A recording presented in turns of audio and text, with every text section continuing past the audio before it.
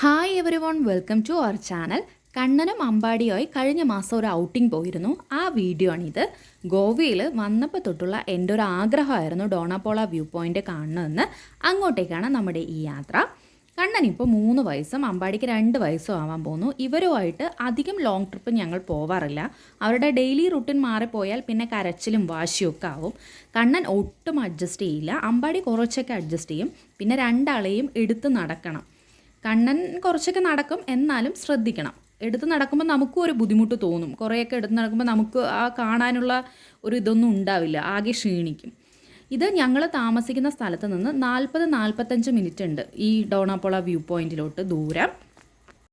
ഞങ്ങൾ രാവിലെ ആയിരുന്നു, അതായത് ഉച്ചയ്ക്ക് മുൻപായിരുന്നു ഞങ്ങൾ ഇങ്ങോട്ട് പോയത്. ഈവനിങ് ടൈം പോകുന്നതാണ് ഒന്നുകൂടെ നല്ലത്. ഈവനിങ് ടൈം നല്ല വൈബായിരിക്കും അവിടെ. പിന്നെ ഈ കാണുന്നതാണ് ഗോവ സുവാരി ബ്രിഡ്ജ് എന്ന് പറയുന്നത്. സൗത്ത് ഗോവയിൽ നിന്ന് നോർത്ത് ഗോവയിലേക്ക് പോകുമ്പോൾ ഈ ബ്രിഡ്ജ് പാസ് ചെയ്തിട്ടാണ് നമ്മൾ പോകുന്നത്. ഞാൻ ആദ്യമായിട്ടാണ് ഈ ബ്രിഡ്ജ് കാണുന്നത്. ഹസ്ബൻഡ് ഇതിന് മുൻപ് വന്നിട്ടുണ്ട്. കണ്ണനും അമ്പാടിയൊക്കെ ഈ ട്രിപ്പ് നന്നായിട്ട് എൻജോയ് ചെയ്യുമായിരുന്നു. അവർക്കൊരു സ്ഥലത്തേക്ക് പോവുക, പുറത്ത് പോവുക, കാറിൽ യാത്ര ചെയ്യുക അല്ലെങ്കിൽ ബൈക്കിൽ പോവുക എന്നൊക്കെ പറയുന്നത് രണ്ടാൾക്കും ഭയങ്കര ഇഷ്ടമുള്ള കാര്യമാണ്. നന്നായിട്ട് അവർ എൻജോയ് ചെയ്യും. പക്ഷേ അവരുടെ റുട്ടീൻ മാറാൻ പാടില്ല. കറക്റ്റ് ടൈമിൽ ഫുഡ് കഴിക്കുന്നതാണെങ്കിൽ ഫുഡ് വിശക്കുമ്പോൾ ആ ഒരു ടൈമിൽ ഫുഡ് കൊടുക്കണം. അമ്പാടിക്ക് രാവിലെ ഉറങ്ങുന്ന ടൈമിലാണെന്നുണ്ടെങ്കിൽ ഉറങ്ങണം. അതൊക്കെ ഒന്ന് തെറ്റി പോകുമ്പോഴാണ് അവർ കുറച്ച് വാശി കാണിക്കുക, കരയുക, അങ്ങനെയൊക്കെ ചെയ്യുന്നത്. ഈ ബ്രിഡ്ജ് ഇങ്ങനെ കുറേ ദൂരം ഉണ്ടായിരുന്നു. അതാണ് ഈ വീഡിയോയിൽ മൊത്തം ഇങ്ങനെ കാണിക്കുന്നത്. പിന്നെ ഒന്നുകൂടെ നമ്മൾ ആ വ്യൂ പോയിൻ്റ് എത്താറായി. നല്ല റോഡായിരുന്നു, അതുപോലെ ട്രാഫിക്കോ അങ്ങനെ ഒന്നും ഉണ്ടായിരുന്നില്ല. നല്ല സുഖമായിരുന്നു ഇങ്ങനെ പോവാൻ. ഗൂഗിൾ മാപ്പ് നോക്കിയിട്ടാണ് പോയിക്കൊണ്ടിരുന്നത്.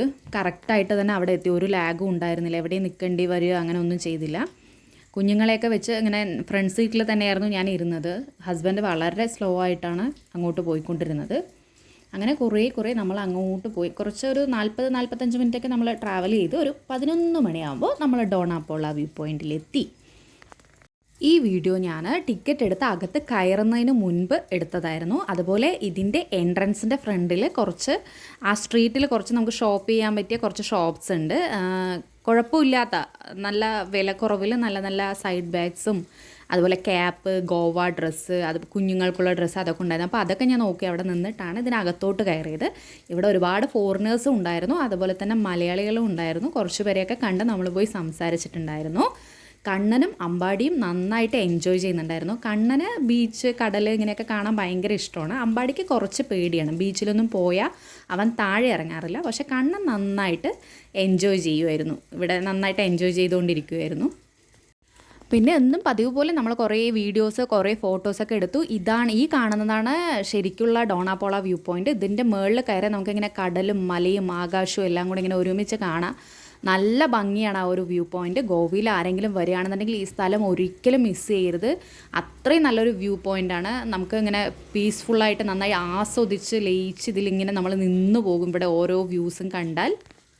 പിന്നെ മെയിനായിട്ടുള്ളൊരു കാര്യം, നമ്മൾ വണ്ടി പാർക്ക് ചെയ്തിട്ട് ഒരു 1.5-2 കിലോമീറ്റർ ഇങ്ങോട്ട് നടക്കാനുണ്ട്. അതായത് ഡ്രോപ്പ് ചെയ്തിട്ട് തിരിച്ചു പോകാം. അല്ലാതെ ഇതിനടുത്ത് വണ്ടി പാർക്കിംഗ് ഏരിയ ഇല്ല. അതുകൊണ്ട് നമ്മൾ ആ പാർക്ക് ചെയ്യുന്നിടത്തുനിന്ന് നടക്കേണ്ട ദൂരമുണ്ട്.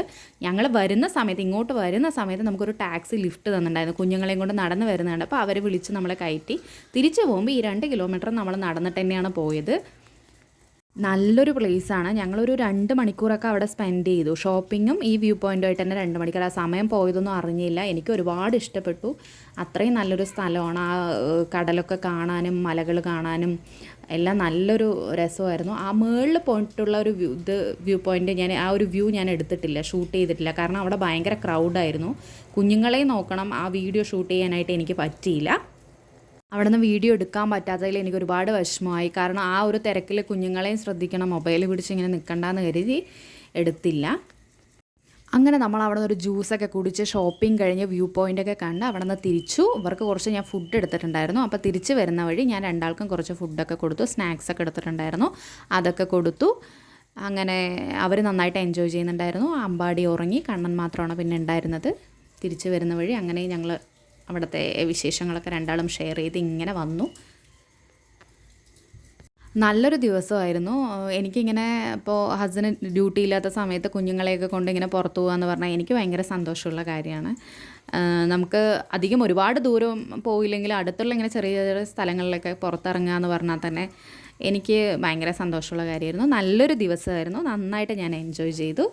അപ്പോൾ നമ്മുടെ ചാനൽ കാണുന്ന എല്ലാവരും ലൈക്ക് ചെയ്യുക, ഷെയർ ചെയ്യുക, സബ്സ്ക്രൈബ് ചെയ്യുക. ഇന്ന് ഇത്രയേ ഉള്ളൂ. താങ്ക്